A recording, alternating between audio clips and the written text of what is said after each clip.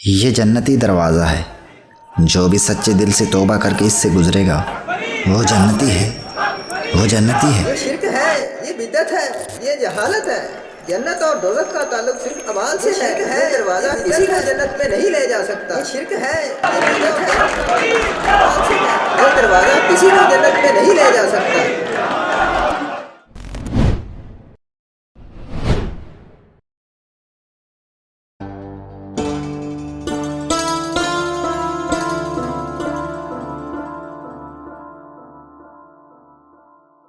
بسم اللہ الرحمن الرحیم۔ ناظرین اکرام، جیسا کہ آپ جانتے ہیں کہ پاک پتن مزار بابا فرید رحمۃ اللہ علیہ کے اندر ایک ایسا دروازہ ہے جسے جنت کا دروازہ یعنی بہشتی دروازہ کہا جاتا ہے، اور یہ الفاظ اس دروازے پر بھی رقم ہیں۔ آخر اس کی حقیقت کیا ہے؟ کیا یہ ایک ڈھونگ یا بدعت ہے یا حق اور سچ ہے؟ آج ہم اسی موضوع پر بات کریں گے اور ہر ممکن کوشش سے آپ کے ذہن میں موجود تمام سوالوں کے جواب بھی دیں گے۔ لہٰذا مکمل معلومات حاصل کرنے کے لیے ویڈیو کو آخر تک دیکھیں تاکہ آپ فتنہ و باطل اور حق و سچ میں فرق جان سکیں۔ ناظرین اکرام، اپنی گفتگو کا آغاز قرآن مجید کی آیت سے کرتے ہیں۔ قرآن مجید میں ہے کہ اللہ تعالیٰ نے بنی اسرائیل کو ایک دروازہ میں سے سجدہ کرتے ہوئے اور حطتن کہتے ہوئے گزرنے کا حکم فرمایا تھا تاکہ بخشیں ہم تم کو اور تمہاری تقصیروں کو اور زیادہ دے ہم نیکی کرنے والوں کو۔ مگر بنی اسرائیل نے سجدہ کی بجائے اپنے سرین یعنی پیٹھیں زمین پر رگڑیں اور حطتن کو ہنتن سے تبدیل کر دیا، جس کا مطلب گندم ہے۔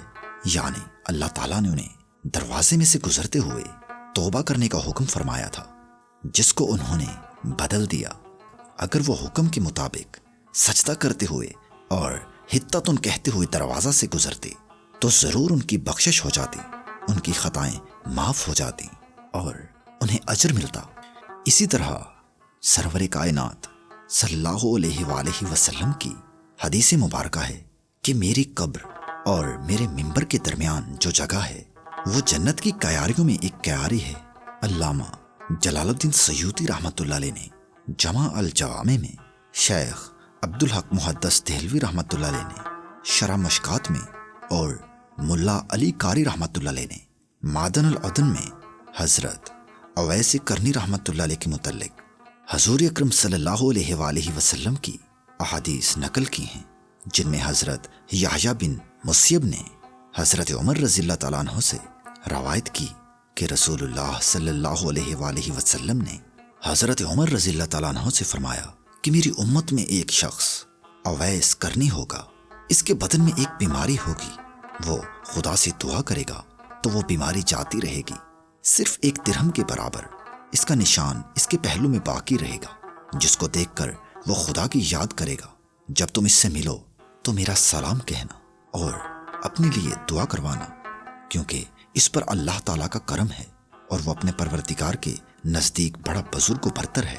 اگر وہ خدا کی قسم کھائے تو یقیناً اللہ تعالیٰ اس کو سچا کر دے۔ قیامت کے دن اس کی دعا سے قبیلہ ربیہ و مضر کی بکریوں کی تعداد کے برابر میری امت کے آدمیوں کی شفاعت ہوگی۔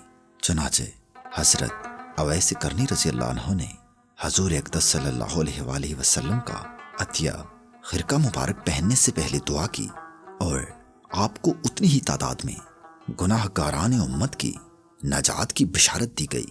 ناظرین اکرام، اسی طرح خاصان حق اپنی تمام عمر اللہ تعالیٰ کی رضامندی اور خوشنودی میں بسر کرتے ہیں اور اپنی خلوتوں کو ذکر الہی سے پر رکھتے ہیں، اور جب ان پر انعام الہی کے دروازے کھلتے ہیں تو وہ دنیا داروں کی طرح خود غرضی نہیں کرتے، بلکہ رحمت للعالمین کی خوشنودی اور اتباع میں گناہ گاران امت کو بھی اس انعام میں شریک کرتے ہیں۔ جو لوگ رحمت و فضل الہی سے قطع نظر جنت میں داخل ہونے کو صرف اپنے اعمال کا نتیجہ اور بدلہ خیال کرتے ہیں، تو وہ اصحاب کہف کے کتے کے متعلق بھی کچھ ارشاد فرمائیں، جو محض ایک ساتھی ہونے کے سبب بغیر کسی عمل صالح کے جنت میں جائے گا۔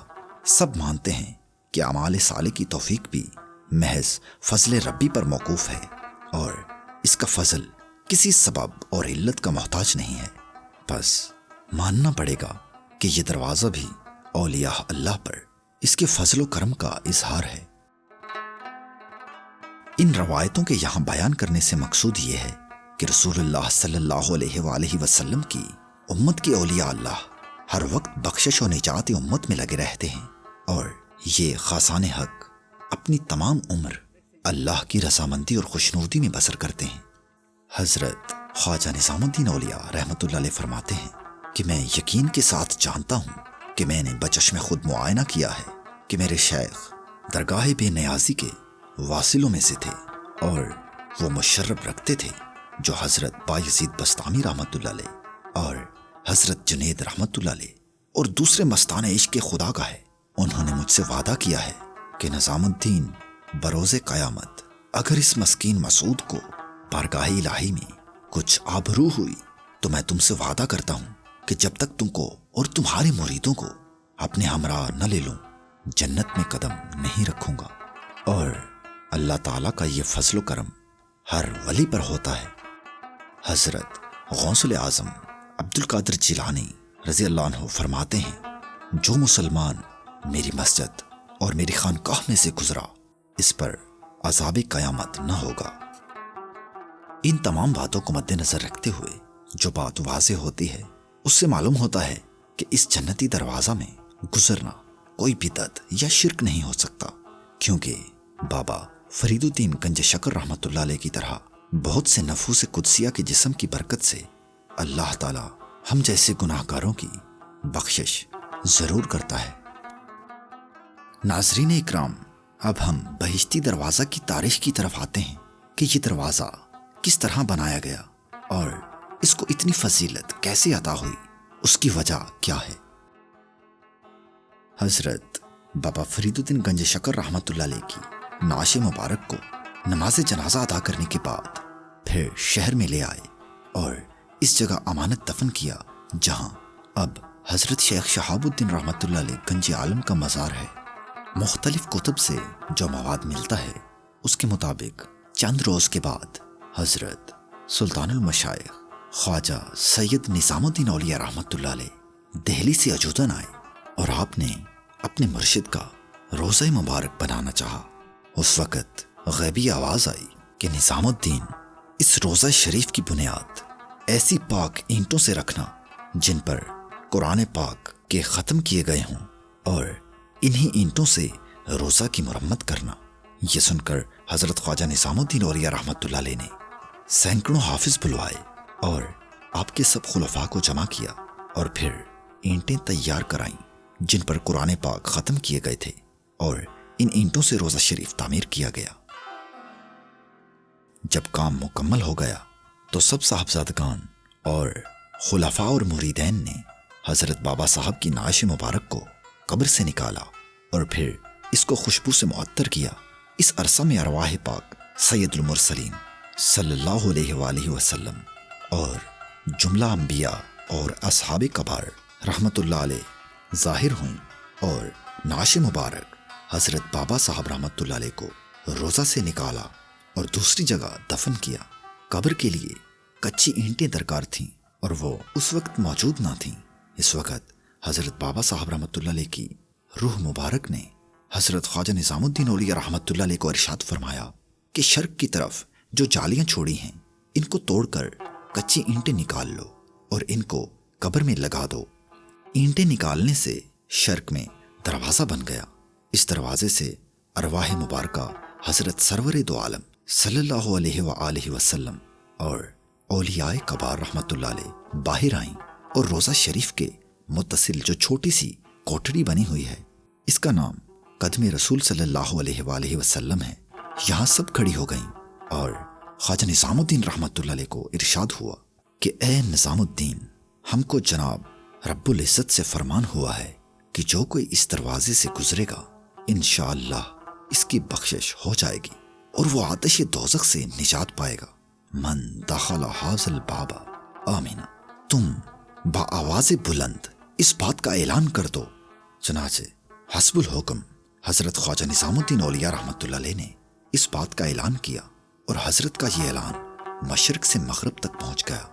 اگر کچھ لوگوں کو یہ بات عجیب لگے تو یہ جان لیں کہ خانہ کعبہ کی تعمیر کے بعد حضرت ابراہیم علیہ السلام کو حکم الہی ہوا کہ تم لوگوں کو آواز دو اور ان کو ہمارے گھر کی طرف بلاؤ، ہم تمہاری آواز کو شش جہات میں پہنچا دیں گے۔